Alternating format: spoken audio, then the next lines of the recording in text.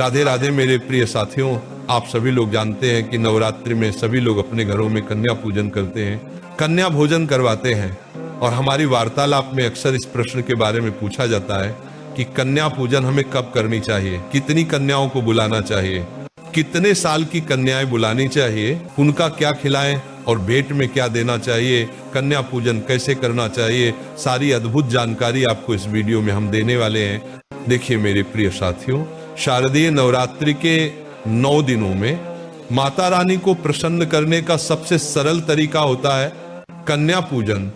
और कन्या पूजन को आपको सही तरीके से करना चाहिए। देखिए साथियों, जब भी आप कन्या को अपने घर पर बुलाएं और वह आपके घर पर आए तो सबसे पहले आप उनके पैरों को किसी पात्र में जरूर अपने हाथों से धुलाएं। और अगर आप चाहे तो दूध और गंगा जल भी इस जल में मिल सकते हैं। और साथियों, बाद में इस जल को आप अपने पूरे घर में छिड़क सकते हैं और बचे हुए जल को किसी पेड़ में जाकर डाल सकते हैं। साथियों, ये बहुत ही शुभ माना जाता है और हमारे पूरा घर पवित्र हो जाता है। देखिए मेरे प्रिय साथियों, अब प्रश्न ये आता है कि हमें कितनी बड़ी कन्या बुलानी चाहिए। तो महाराज, आपको छोटी से छोटी कन्या बुलवानी चाहिए, जैसे 2 साल की बच्ची हो या 5 साल की बच्ची हो। और वैसे तो 10 साल तक की कन्याओं को आप कन्या पूजन के लिए बुला सकते हैं, पर अगर 5 साल से काम की कन्या बुलाए तो और ज्यादा अच्छा रहेगा। अब अपने जैसे ही उनके पैर धो दिए, उसके बाद में आप सभी कन्याओं को टीका लगाएं, उनको अक्षत भी लगाएं और लाल चुनरी उड़ाएं। मेरे प्रिय साथियों, अब आपको उनको भोजन करवाना है और महाराज ध्यान रखना है कि भोजन में आपको लहसुन प्याज का प्रयोग नहीं करना है। और इसके अलावा कन्या भोजन में खीर पूरी या हलवा जरूर होना चाहिए। और उन्हें आराम से भोजन करने दें, खुशी से भोजन करने दें। और उनको जिस चीज की जरूरत हो उनके बोलने से पहले ये उनको थाली में रख दें। और साथियों, जब कन्या भोजन चावल कोई भी एक अनाज को रखकर सभी कन्याओं को जरूर दें। ऐसा करने से हमारे घर के धन के भंडार भरे होते हैं। और साथ ही में आप कोई फल जैसे केला या सेब फल और कुछ पैसे भी उनके हाथ में जरूर देकर भेजें।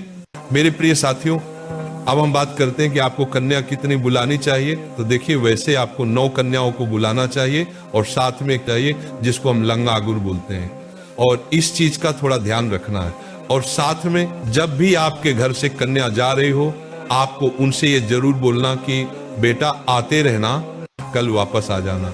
और साथियों, आप ऐसा ध्यान रखना कि जब आपके घर से जाएं तो बहुत खुश होकर जाएं, कोई भी कन्या दुखी होकर ना जाए। और जब कन्याएं आपके घर से जा रही हो तो आप उनके पैर छूकर आशीर्वाद जरूर लें। और घर के सभी सदस्यों से भी बोले।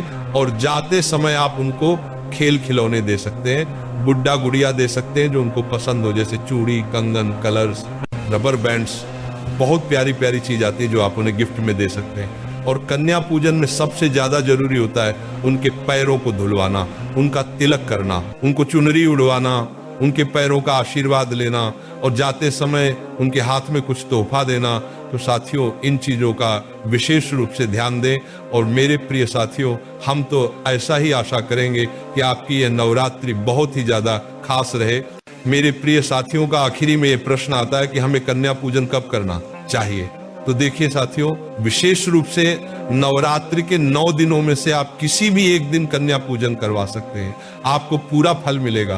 पर कन्याओं का पूजन करने का नवरात्रि में 2 दिन बहुत बड़े माने जाते हैं, अष्टमी और नवमी तिथि, क्योंकि इसी दिन लोगों के घरों में अष्टमी और नवमी पूजी जाती है।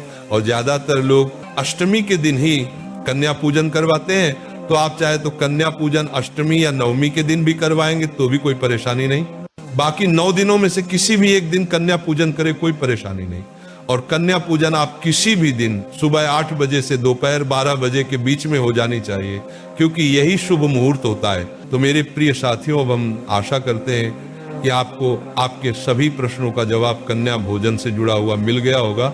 पर अभी भी आपके मन में अगर कोई प्रश्न बचा हुआ है, कन्या पूजन करके माता रानी को खुश अवश्य करना चाहिए। इससे घर में सुख शांति और बरकत बनी रहती है। तो बस वीडियो में इतना ही। आगे तो आप लोगों को वीडियो अच्छा लगे तो एक लाइक जरूर कीजिएगा और साथ ही साथ चैनल को सब्सक्राइब भी कर लीजिएगा।